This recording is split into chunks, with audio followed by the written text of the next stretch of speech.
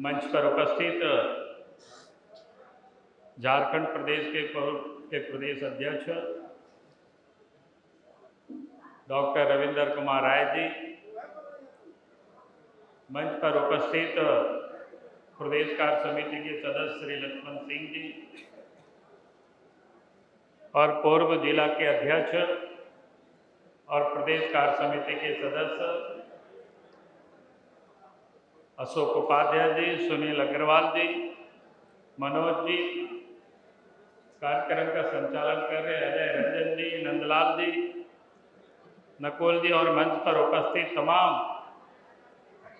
नेता और पदाधिकारीगण और धनवार विधानसभा के 8 मंडल के सभी मंडल अध्यक्षगण और यहाँ उपस्थित बूथों से आए कार्यकर्ता बहनों और भाइयों, प्रेस के साथ मैं अपनी बात कुछ कहूँ उससे पहले एक बात मैं कह देता हूँ, क्योंकि उस समय आपके सम्मानित के लिए सम्मान करने के लिए गमछा लाया गया था, लेकिन बड़ी हौच पौच हो रहा था बांटने में, तो मैंने कहा यार बांटना अभी बंद करो। शायद जितना लाया गया था उससे कम ही संख्या थी, लेकिन शायद वो भी घटा है कि नहीं मैंने पूछा नहीं, लेकिन मैंने कहा कि बंद कर दो। लेकिन मैं मंडल अध्यक्षों से कहता हूं कि जो लोग आज आए थे, अगर उनको नहीं मिला होगा सम्मान स्वरूप एक जो अंग वस्त्र है, आप उसकी नाम उसकी सूची बना लीजिएगा। अगर नहीं मिलेगा तो आपको उपलब्ध करा दिया जाएगा, ठीक है? क्योंकि हम सब लोग व्यवस्था के एक पार्ट हैं। अगर व्यवस्था में कहीं खामियां होती है तो हम सब लोगों को ही ठीक करना होता है, पूरा करना होता है। इसलिए कोई मन को अपने आप छोटा नहीं करेंगे, ठीक है ना? क्योंकि आप सब लोगों का कार्यक्रम था, सम्मानित करने का ही, अभिनंदन करने का ही कार्यक्रम था। और ये पार्टी ने ये कार्यक्रम तय किया था, और यहाँ ही नहीं बल्कि देशव्यापी ये कार्यक्रम चल रहा है। यह अलग इशू है कि झारखंड प्रदेश में 2-3 महीना के बाद चुनाव होना है, तो इसलिए थोड़ा हम लोगों ने विशेष यहाँ पर जोर दिया कि नहीं, एक बूथ से 5 लोग कम से कम आवे।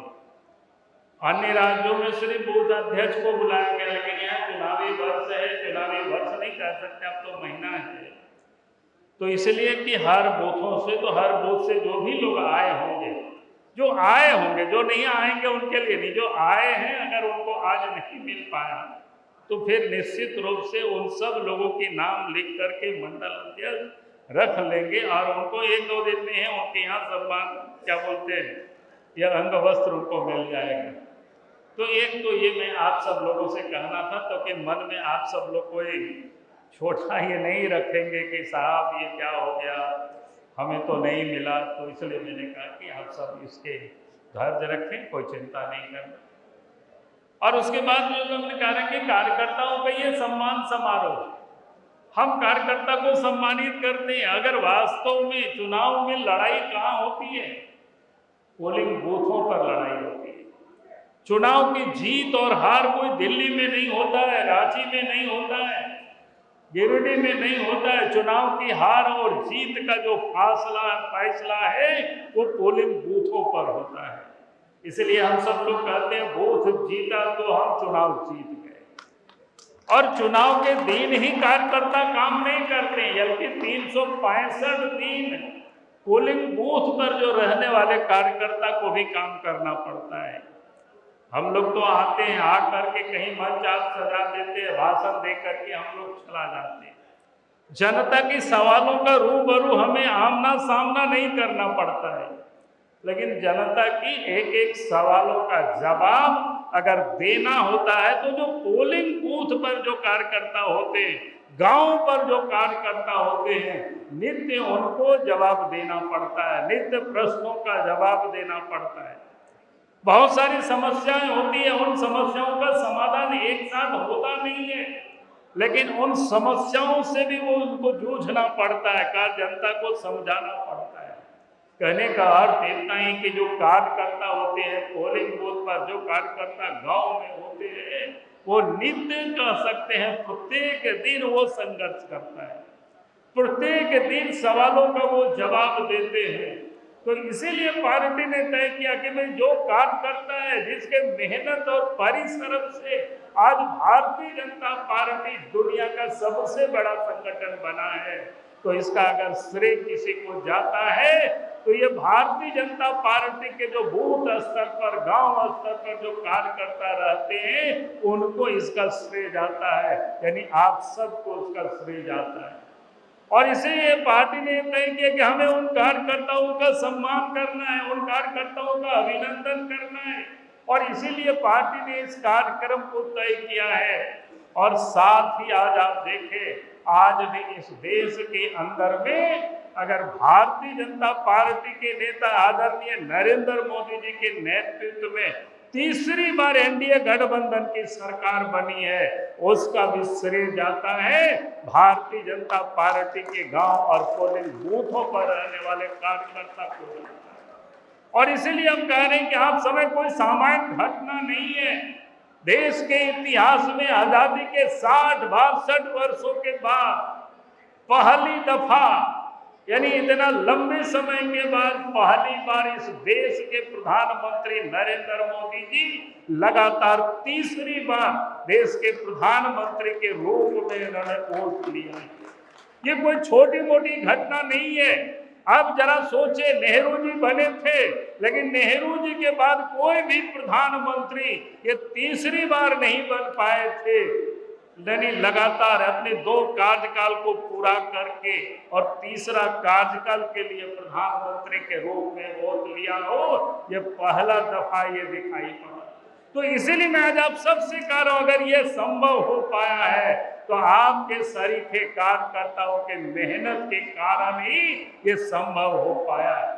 यही मैं आज आप सब लोगों से निवेदन कर रहा हूँ, यही मैं अपील कर रहा हूँ कि आज जो कार्यकर्ता ने जितना काम किया, इस विपरीत परिस्थिति में भी आज भारतीय जनता पार्टी को, एनडीए गठबंधन को जो बहुमत मिला है, यानी आज इस देश में जो अपोजिशन कांग्रेस पार्टी है, खास करके किस प्रकार के उन्होंने दुष्प्रचार कर रहे थे।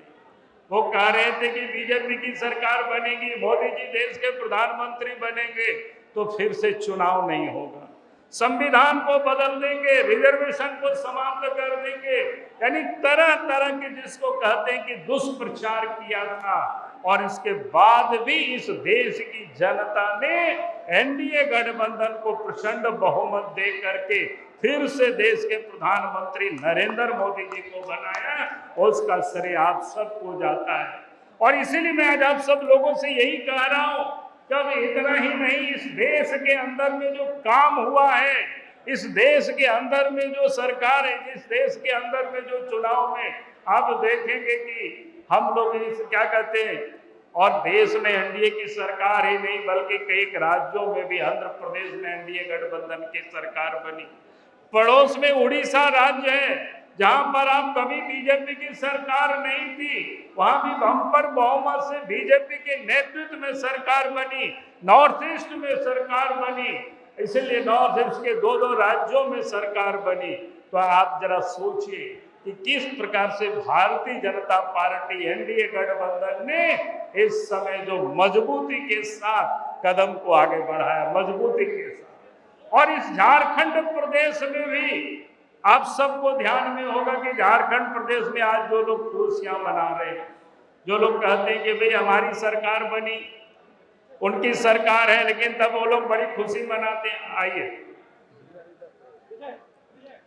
तो ये सब लोगों का जिस प्रकार से वो लोग खुशियां मना रहे हैं, ऐसा लगता है कि मानो वो लोगों ने बहुत बड़ा तीर को मार लिया है, लेकिन वास्तविकता क्या है इस प्रदेश के अंदर में।